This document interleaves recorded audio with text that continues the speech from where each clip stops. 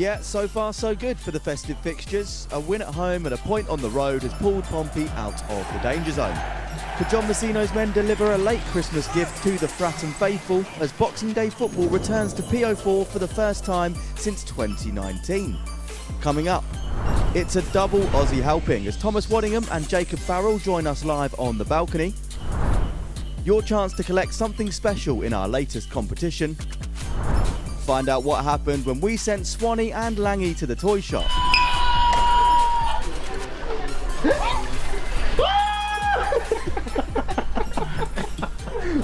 Plus, John Messino gives us his thoughts ahead of today's clash with QPR. And we'll have your starting 11 and all the latest news and analysis ahead of that 3 p.m. GMT kickoff right here on Pompey Plus.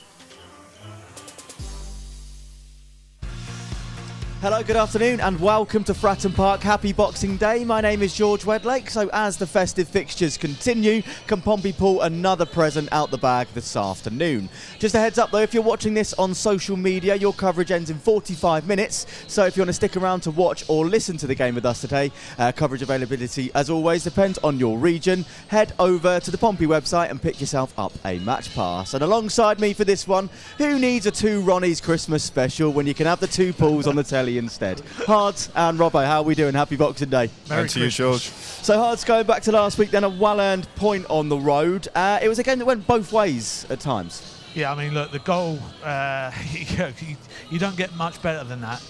That's straight off the training ground, as I said on the day. It's, as a coach, Robbo, you know yourself that you'll be, waxing lyrical about it because it's gone from one end of the pitch to the other without them touching the ball and ending up in the back of their net. So great play by Pompey, great work from the staff to get it out there, and they've got to keep believing in stuff like that. So that was the good side of it.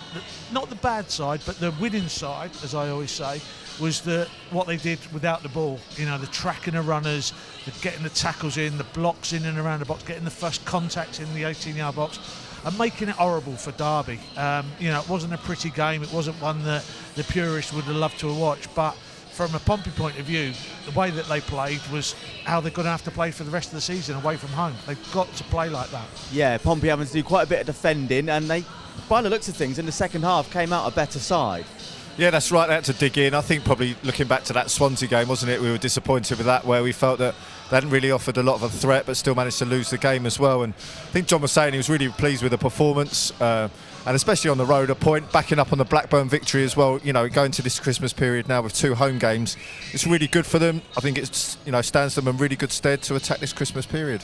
Yeah, so let's go back to that goal then. It came early in the game. Callum Lang, 2-2 for him now, but this goal in particular, half the team were involved. Yeah, and as I said, from a coach's point of view, you work on stuff like that on the training ground, and you can see it like it's played out, one touch around the corner, another one touch around the corner, another one touch around the corner, then a couple of touches here, great pass into his path. And then Callum Lang, what he does is he just buys that little bit of time in the box, a bit of calmness, and then just slots it away brilliantly. All 3 of their centre-backs there he took on and beat, and even the goalkeeper as well. So, from back to front, it was a fantastic goal. Now, look, a lot of people will say, Jordan Williams' goal from 25 yards where he picks it up, runs from his own half and smashes it in will be a goal of the season contender. For me, that one is a great team goal. You have your individual goals, but that as a team goal was fantastic. Yeah, and of course you'd have noticed that was Josh Murphy on the assist again. That's his 6th now in the Championship for Pompey. We're going to look into the full team news in a moment. We know he's not going to be involved today, but looking at his assist numbers, despite the amount of games he's played, he's right up there, isn't he? Yeah, that's right. Obviously, he missed a few games with his ankle as well, didn't he? So he didn't quite find that rhythm.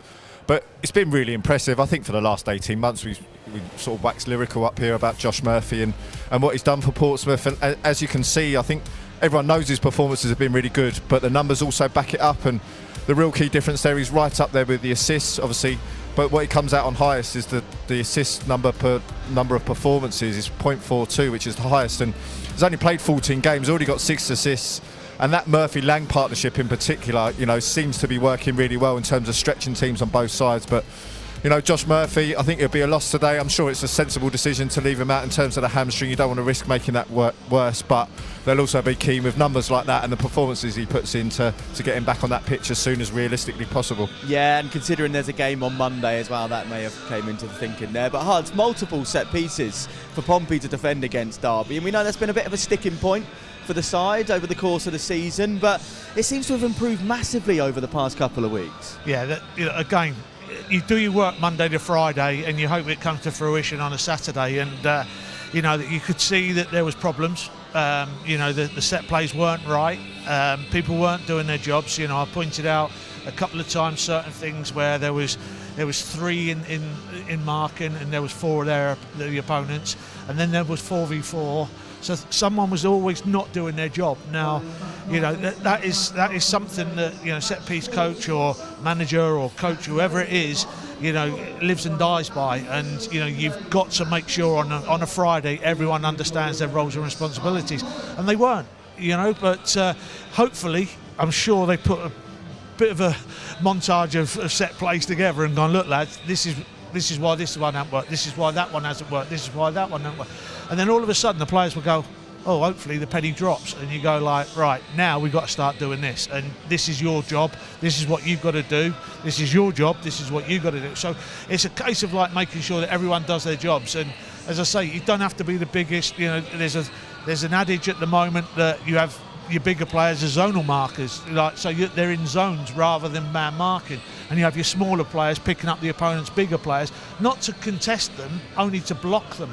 And then your zonal markers are meant to come out and be able to go and head it and clear it away. So, the big man here would have been a zonal marker in the centre of the 6-yard box, I'm sure, and just gone and headed it away, where I would have probably been one of those that are going out and trying to block and stop, interrupt their runs. So, yeah, they've done really well at it, George, and hopefully that continues today.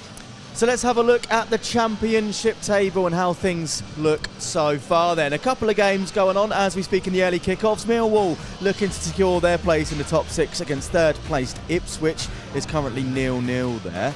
And looking at the top of the table, Coventry still flying high at the top. Looking at the bottom then, Birmingham are facing last week's opposition Derby County. It's 1-1 there in the last few minutes when we checked. Pompey are sat in 21st place and 2 points clear of the drop zone. Hard encouraging seeing Pompey 2 clear at the moment.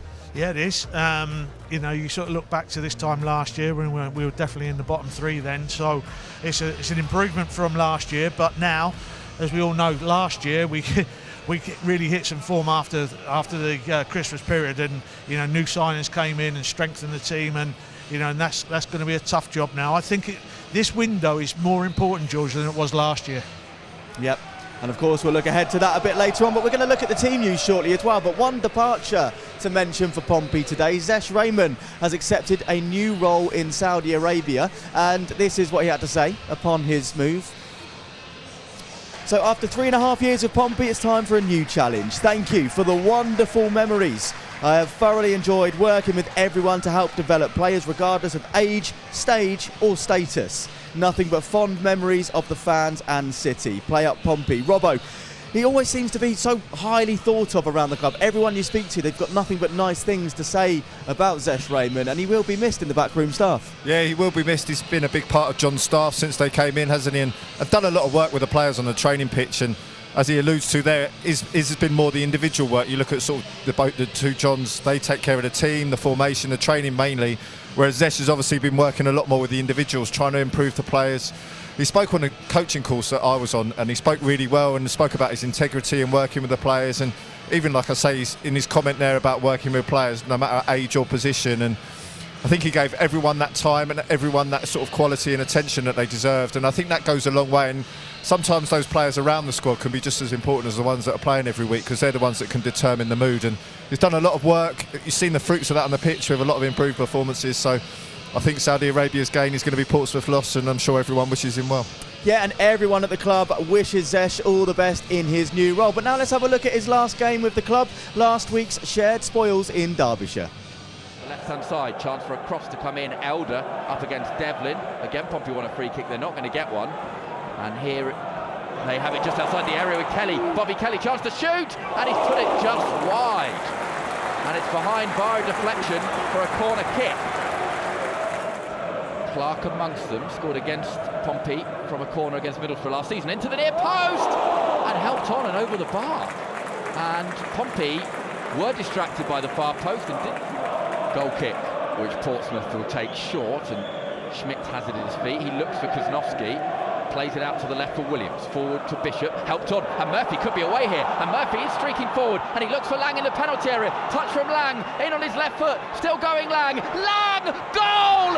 Pompey lead! Callum Lang, it's so well worked, Murphy's made it, Lang's finished it, Derby 0, Portsmouth 1. Well, the start to that, you think that's a bit risky. Lang trying to put some pressure on the Swedish goalkeeper, and he does well, clears long for Derby, and they're now trying to get in behind, and they are in behind, and there's a real chance for a leveller, and it's into the net. I don't know if Matthews has turned it in or if it's come off Adjamang. He's going to claim the goal, but Derby find themselves level on the stroke of half-time. There was turnover there with Clark going forward, Sanderson now bringing it forward. Derby throwing everyone forward. They are still on for a point. Nice run forward from Sanderson. His cross is a great one. And there's no one on the end of it and no one gambling. And it'll go out of play for a Pompey throw, 1-1. Heads it up into the air. Bishop can't be won by Blair. And here is Ward, and Derby coming forward one last time on the right, and Ward's gone round Williams, and there's danger, and the cross is a decent one, and Adjamang's header has hit the bar via Schmidt and gone over. No, Schmidt didn't touch it. So your team news for this afternoon's clash against QPR is in. For Pompey, 2 changes. Josh Murphy drops out and Harvey Blair comes in for his first start since Hull. Jordan Williams is back on the bench. He makes way for Zach Swanson, and Iban Bauer is also fit enough for the bench this afternoon, and Franco Ume finds himself there for the second game in a row, while Colby Bishop wears the captain's armband. Hards, talk us through, first of all, Josh Murphy, then a bit of thinking maybe about Monday as well? Well, yeah, probably giving him a little bit of extra time, and as Robbo's already pointed out, rightly so, that he will be a player that's missed. It'll give Blair a chance. It'll give him the opportunity to show what he can do from the start. So that's great. And then also, obviously, Swanson coming in. So down that left side, 2 changes. Swanson coming back in is almost like for like with Williams. They're both very similar players, aren't they? Good defenders, get forward when they can. And so, down the left-hand side, a couple of changes. But, for me, it's about what the team does rather than the individuals today.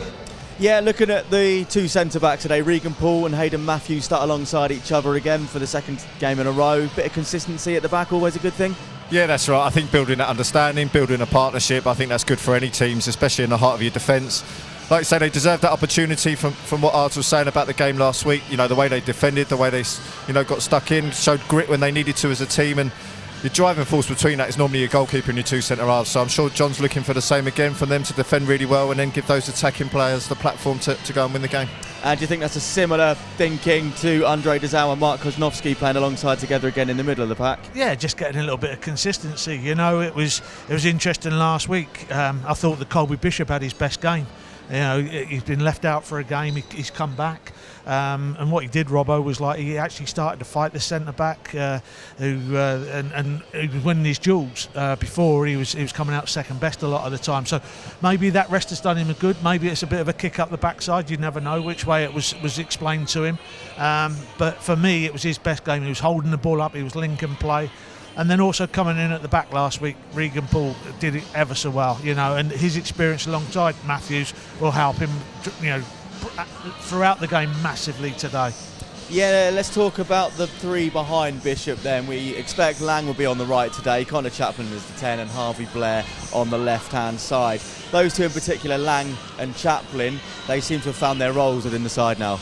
Yeah, that's right. It is a shame with Murphy, isn't it? Because that 3 behind that one just started to look like it clicked, especially that second half against Blackburn and away last week. And I think he's gone with Blair again. I think he liked the fact that the 2 wider players would stretch it and be more wider players. I think perhaps he thought with Yang that he might come inside the pitch a little bit more, so he's probably like that width, wants to keep that width, especially against QPR where they're 4-4-2. So there's a chance down those wider areas for them to hurt them. But for me, I think Chappie's really started to find his form now, isn't he? Started to find that little bit of confidence.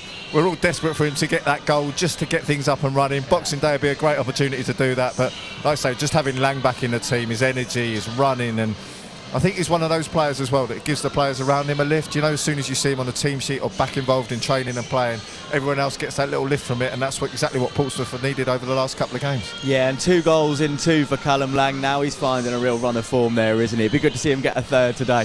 Yeah, it will be. You know, we've talked about the energy that he brings to the team as well. You know, George, his enthusiasm, go and press and run in behind, and that change of pace as well that he's got. You know, he's valuable to Portsmouth. But, you know, talking about Connor Chaplin, it'd be interesting today to see Connor playing in where they're playing 4-4-2. There should be some space for him. You know, a lot of times they've been playing, it's been like a 3-4-3. We've been playing against a few times recently. So this formation that QPR play, I'm hoping that we'll find Connor Chaplin in little pockets that he can go and show how good he is, and go and link with Colby and maybe play a little 1-2, get in and stick it away, even isolate a centre back, just shift it and shoot and score. And there's no one more, you know, wants him to score than me, because I love the little lad. Like, he's as I said so many times, he's such a great character, and you know, he's desperate to score. I know he is. And what would a decent performance today from Harvey Blair give him in terms of confidence and looking ahead to the future? I think he has had to be patient for his chance, hasn't he? He's probably been desperate to do so. I think that you're right, playing here at home at Fratton Park, give him real confidence, really, a really good strong performance from him. I think that'd be something he needs. I think he needs that little bit of something to ignite his Portsmouth career. It's kind of been a little bit in and out for him, really, hasn't it? He hasn't kind of found that rhythm of playing or starting, so John's given him that chance today, and coming into a team on the back of a good run of form, you know, obviously 4 points out their last 2 games, it gives him that platform then to try and express himself and make something happen. And has big shoes to fill in Josh Murphy. What can that be like as a player? Do you find it daunting, or do you think, no, this is my challenge now, I'm going to try my best to make that left-hand side mine? Yeah, that's the challenge. You know, you should never look at it as being daunting. You should be thinking, like, this is my opportunity. You know, you wait for it for a long time, from when you first kick that football as a 1 or 2 year old kid to when you're making your debut, to getting into that first team and getting your place in that team. You have to believe that you're good enough to play in there, and he's got to do that today. You know, he can't be in awe of, you know, Josh Murphy or Callum Lang or Colby Bishop or even Connor Chaplin. He's got to go out there and do his own job, and once he does that job, hopefully it's good enough and it'll keep him in the team. We need competition, George, throughout the team, and it'll be great. You know, look, we all like Josh Murphy, of course we do, but to have competition is fantastic. So let's have a look at how the opposition line up today then. QPR. Robbo, they're going with the traditional 4-4-2. So talk us through QPR then. What are we to expect from them today? Yeah, I think what we'll see today is a different QPR from the one we saw last season. I think if you look at last season, they tried to recruit a little bit more technical, a little bit more sort of, you know, based on the analytics, and they sort of had some players coming over who perhaps didn't know the English league. Different this season, the managers come in and they've gone sort of 4-4-2, a little bit more traditional. You know, your solid back four. Obviously, Cook comes in today for Clark Salter, who's injured. Other than that, it's 4-4-2, 2 wingers, 2 centre midfielders, and they look to hurt you in the attacking areas. Their front 2 are Burrell and Kone. You know, proven English league experience in terms of scoring goals in League One last season. Both of them, obviously, Kone done really well at Wickham, and Burrell done really well to get his chance from, you know, signing him from Burton. So they've got a real good attacking threat. I think what Portsmouth will be facing today is a lot more direct play than perhaps they were used to last year. I think last year, the game at Fratton Park here that we watched, they were trying to play out a little bit more, trying to play through, and that was brilliant for Portsmouth. The time when they needed a result, to step on, press, get after them was brilliant. It's exactly what they needed on today. Today they'll be a bit more direct. They've got pace and power in that front line. They've got players that can hurt you. They've got players that can hurt you in the wide areas. What you'd be looking at, really, like Arda's already alluded to, can they find that overload in the midfield area? If you've got Chaplin sort of dropping into pockets, those 2 centre midfielders where they haven't got a lot of support from the wingers playing in the wider areas, that should really open up the centre of the pitch. So can they play through, as they sort of, you know, John said about they're trying to play through a little bit more, trying to play out a little bit more. They'll look to do that, but then they've got the width in terms of Blair and Lang in the wide areas to really hurt them. So they could really sort of, you know, that's going to be the challenge really today. Handle them in the 4-4-2 coming at you, but then you can hurt them the other way. I would like to see little Connor Chaplin up against Cook. Yeah. You know, look, Cookie's been a great servant of the game. He did brilliant at Bournemouth for years and years, and then he got his move. And you know, look, he's an old man now in football ages, but Connor should be able to, you know, if he isolates him 1v1, should be able to get past him quite easily and hopefully give Steve Cook a nightmare today. And a familiar face returns today in Isaac Hayden as well on the bench. 17 Pompey appearances last season. His second spell now at QPR. How's he feeling returning back here today, do you feel? Yeah, it'd be interesting to see how he's feeling, isn't it? I'm sure he's excited to come back here. I think he's probably really fond of his time down here. And to be honest, I thought it was probably a really shrewd signing from Portsmouth at that time. This time last, sort of coming into January last season, struggling for a bit of form, needed some results. He comes in, proven quality, proven experience. And it was just that, I actually thought his game against QPR last year was one of his best games, wasn't it? He put in a really, really good performance that day. And I'm sure he's probably relishing the prospect of coming back here. But if he gets back on the pitch, I'm sure he'll be flying into a few of those tackles that he put in down here last season. But from Portsmouth's point of view, I think, he was a good servant. I know that there's one that they tried to explore, didn't they, in the summer, but it didn't quite work out for whatever reason. And yeah, hopefully he doesn't have a good afternoon coming back at the end of it. Yeah. Lovely. So get in touch then with your thoughts at home. What do you make of the lineups today? Get in your score predictions as well. We can't take your calls, but send us your messages, your videos, your voice notes, everything else to us via WhatsApp. It's 07457 413 694, or instead of typing in that number, you can scan the QR code on screen, and it's at Pompey on X. So Christmas is a special time of year, isn't it? Especially for the kids. So we found two of the biggest kids we could and sent them down to the toy shop recently, Callum Lang and Zach Swanson. Here's how they got on. Lovely to meet you. Yeah, lovely to meet you. super. You struggling for toys as well? Oh no, these toys, Unreal. Let's go, mate, the edit. Let's go, mate, the edit. This is such a fun day, innit?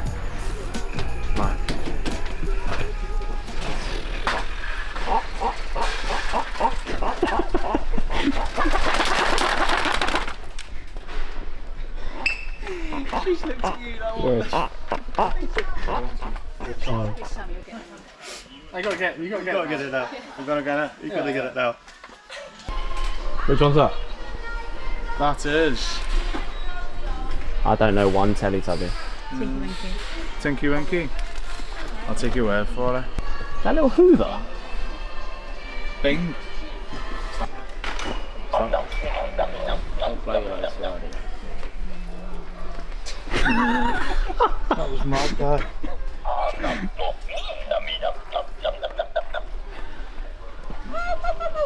Tough gig buying toys, isn't it? That's him. So it's the amount of money, isn't it? Yeah. It's all the money, didn't it? Lucky he's minted, so. No. Not fully of us.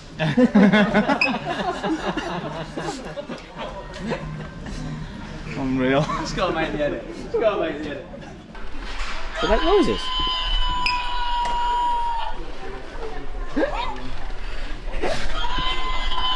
Oh no, these toys, mate.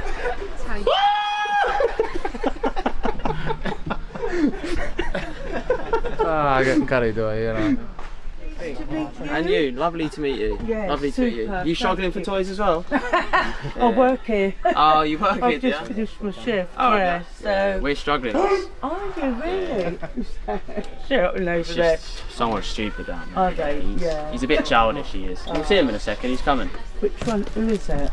Callum Lang. Yeah. Say, how did I know that? You can hear that accent from a mile away, can't you? Here he comes. Buzzing shoes off there. Play a Pompey, Pompey, play. Nice jump at that. Oh, do you like? You see him You modelling see it? me modelling that one? I see it. That's why you bought it, I thought. That's why it's sold such a treat, isn't it? This is Perfect, thank you. Is that for Shannon? She's buzzing, isn't she? Sharon, you sorted that discount? All sorted? Ah, we've got the thumbs up. Ah, love it. Love it, Shazza. I reckon we need some more teddies. Lego World's the next style. Who's your favourite? I don't know any of these, who's this? Where's Jeff Hardy? I'm a Jeff Hardy man, me. So if anyone in the squad was going to be a WWE wrestler, who'd it be? I'd probably go someone like, Tez. Maybe Colby. Why? It's a bit aggressive, any bit rough. This is such a fun day, innit? Shazza sorted his 10% though, isn't she? I reckon mine's the best standard of trolley. You can come in and scan. I'm not very good at scanning, are you? You're going to be out of a job here, love. Go, shall we go pack for you? not very good at scoring either, Nah, he's not. Hey, you're right, I'm class at it. Hey, no trouble today. That's a low blow now. You're picking up now, aren't you? Come on. Got the hang of it. Hey. Stand that. I do that last time. No. That's more than a tenner, that, I know. But she's going in. Blues on. Lightly, get yourself in the middle there. Come on. Right, ready? Right, guys. You ready, yeah? Right, everyone looking this way for me. Alright, everyone ready? 3, 2, 1. And those toys, which were bought from donations from the entire first team squad, were delivered by Lange and Swanee to QA Hospital, where they were distributed by the nurses to children in the paediatric wards. So after doing their bit for a fantastic cause, we thought we'd welcome 2 more of the Pompey squad up here. Now we have Thomas Waddingham and Jacob Farrell with us on the Pompey bus balcony to help us spread a little bit of post-Christmas cheer. So thank you for coming up, guys. Happy Boxing Day to you. Thomas, the last time we spoke to you a few weeks ago, recovery was on track. How are things going for you at the moment? Yeah, still on track. Had a scan not too long ago, just before Christmas, and yeah, it's going really well. Feel really good as well. Start running on the pitch and kicking the ball, so yeah, feeling really good. Jacob, fans are really excited and super keen to see you back out there on the grass again. You put in such a strong performance against Sheffield United last season. We saw a glimpse of you as well in the Carabao Cup this time around. How excited are you to get back out there again? Yeah, I'm really excited to get back out there. Obviously, it's been a lot longer than I would have wanted, so it's been over a year since the Sheffield game, but I'm working hard to get the body right. I'm feeling good at the moment, and hopefully in the next couple of weeks we can get back out there. Thomas, it was your first Christmas away from home, wasn't it? What's it been like for you? Yeah, a bit different. Used to a family Christmas, like an extended family Christmas, so it was definitely a bit different. Away from the family as well. At least I had my sister here, which wasn't too bad. But yeah, still had the Aussies around, I guess, so it wasn't too bad. Yeah, so we understand that you all had Christmas dinner together. We've got an image here, actually. We managed to find one. There it is, at the Queen's Hotel. Nobody fancied cooking then, though? Is that not really your forte? No, we took the lazy route yesterday. Yeah. Didn't mind the cooking, it's just the cleaning. Didn't really, didn't fancy that. So. Yeah, the washing up afterwards and all that, forget it. No, Did you know, though, that CEO of the club, Andrew Cullen, was there as well? I don't think he was keeping eyes on you or keeping an eye on what you were up to, but did you know he was there? No, we didn't know he was going to be there, but once we saw him, we said hello and had a good chat with him, so it was good. Hide the wine bottles. Yeah, that's right. So the camaraderie then between the Australian players, I'm going to ask both of you this individually, like what kind of impact does that have on you in terms of your recovery and settling in at the club? Yeah, I think it has a big impact. I think mentally is the main thing. You know, definitely having a couple of the boys here, it feels like home. Obviously, heaps of the other boys as well. You know, having them around, especially when injured as well, it's definitely good mentally. But yeah, all in all, I think it's helps a lot. So. And Jacob, you were one of the first, really, weren't you, of the Australians to come here? What's that been like for you then, when welcoming your fellow Aussie compatriots? Yeah, it's been good. Obviously, like Tom said, it's helped a lot off the pitch. Just having the few mates that you can get along with, that you share the same interests, kind of being from the same country, grab coffees and that sort of thing. So it's been great. Yeah. So we all know that the 4 of you can be quite competitive. So what we're going to do now is put you through your paces with a kind of Aussie/Portsmouth festive themed quiz. I don't know if you've been forewarned about this, but how do you feel? Are you ready to take on the challenge? I mean, there's no pressure. There's 0 prizes up for grabs. Yeah, let's do it. Let's do it. Ready? Okay, so we are going to start off. Well, basically, let me explain the rules. 3 questions each, and if it's a tie, there'll be a tie-break question at the end. So who answers first? Let's get started. So Jacob, I'm going to go to you first for question number 1. So, across the last 2 seasons, what is the current goal tally of the current crop of Aussie players? It's multiple choice. Is it A4, B5 or C6? I'm going to go C. C6. Let's have a look, shall we? Incorrect. It's B5. Adrian Segacic with 4, and this guy here to your right with 1. So, Thomas, over to you then for your first question. If you add up the shirt numbers of the 4 current Australian Pompey players, what's the total? Is it A59, B61 or C63?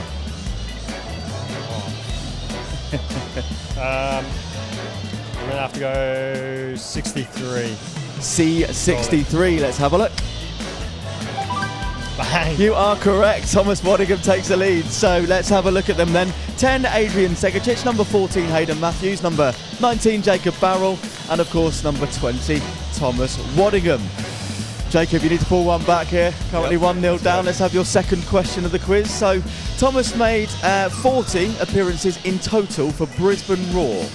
How many goals did he score, including league and cup matches all together? How many goals for Brisbane Roar? Was it A, 13, B, 15, or C, 17?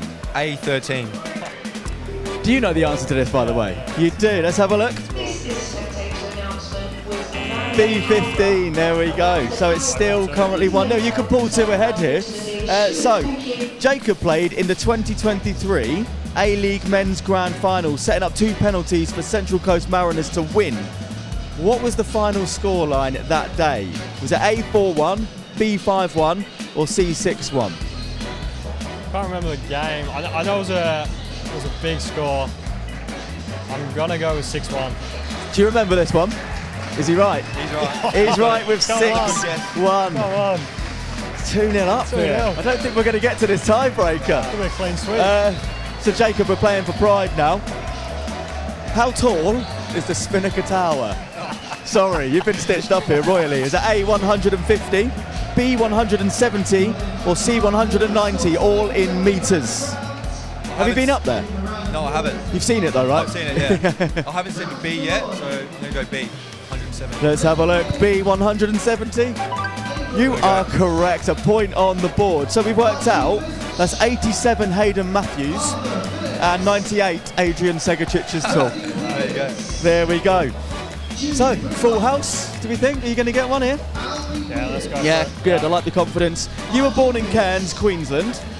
Jacob was born in Gosford, New South Wales. But which has the higher population? A, Portsmouth City, B, Cairns, or C, Gosford? Cairns is low, very low, so I can't go with Cairns. Gosford, I have no clue, to be honest. That's nowhere near me. I'm gonna have to go with Portsmouth.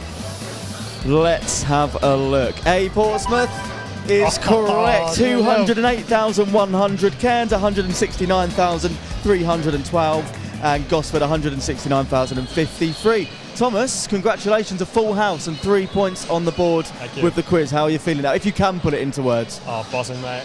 It's another win. Love it.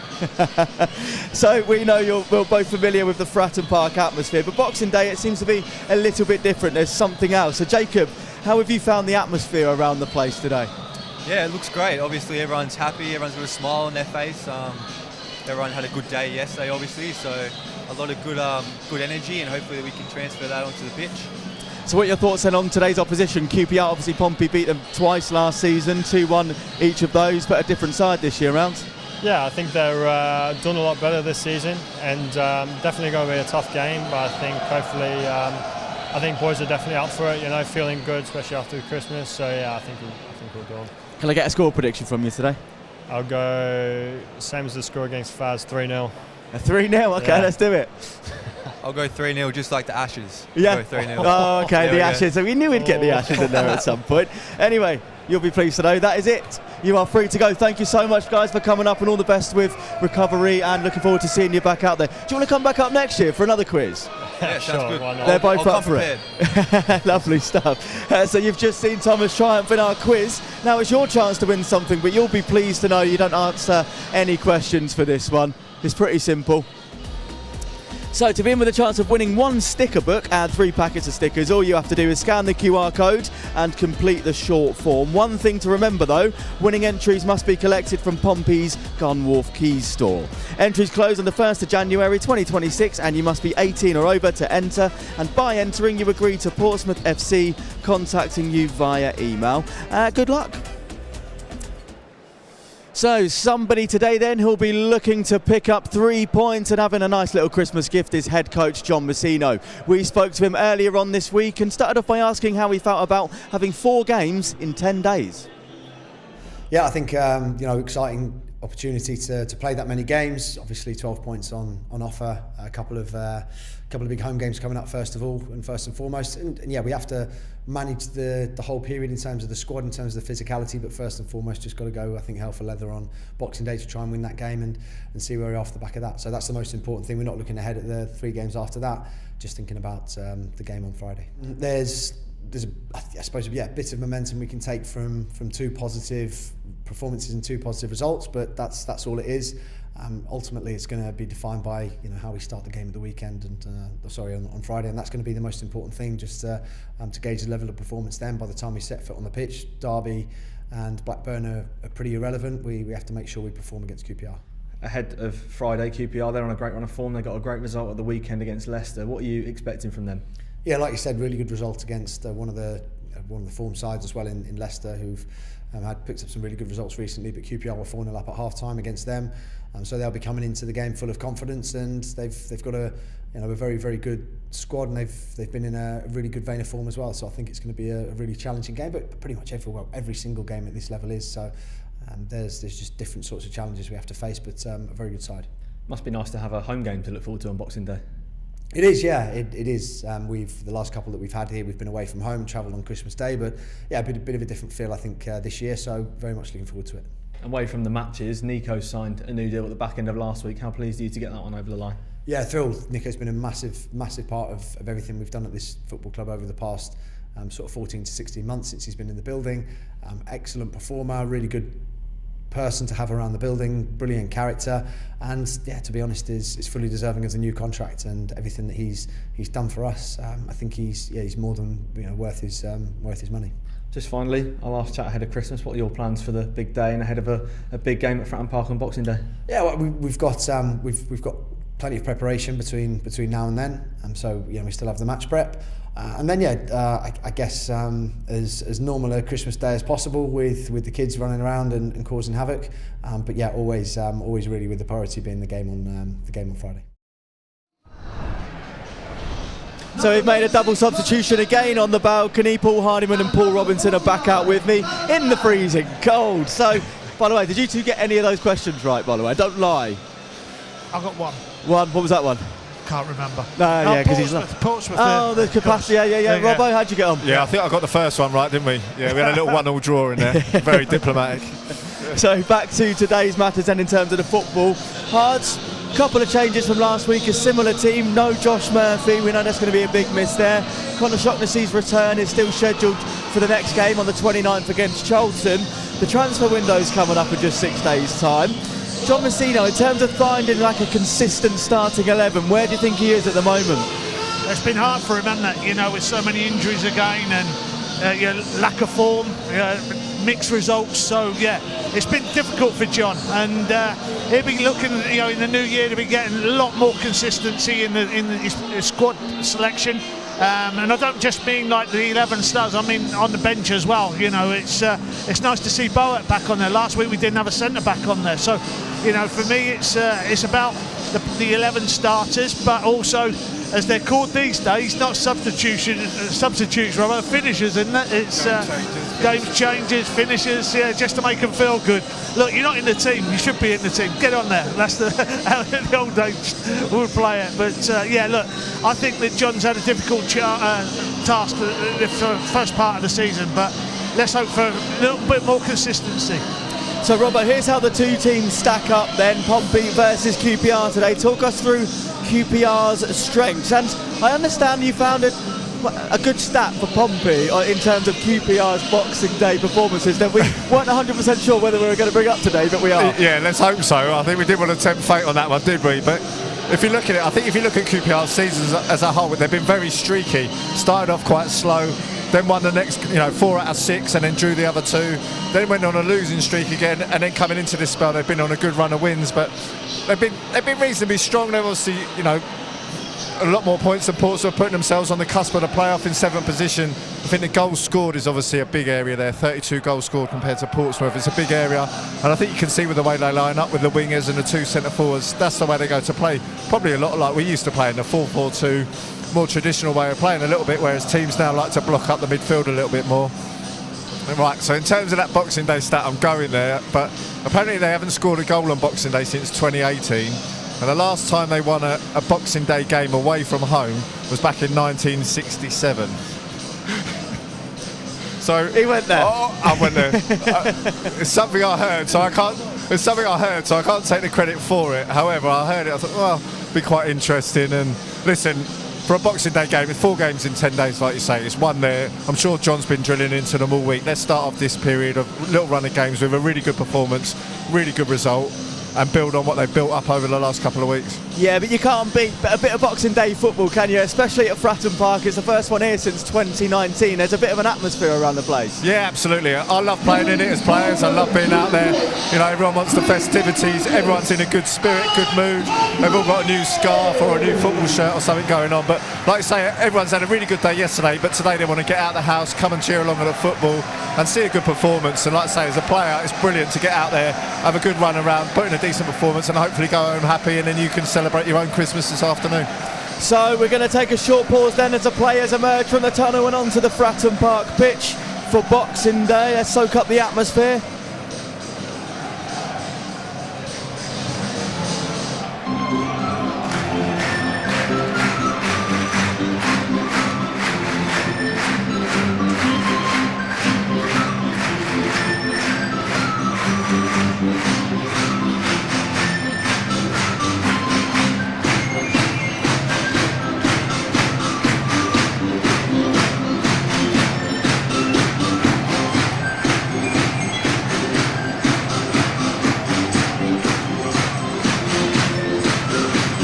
So hard to win today. That would put Pompey 7 points from 9. Considering the emotion around the place at the start of the month, what an incredible turnaround that would be.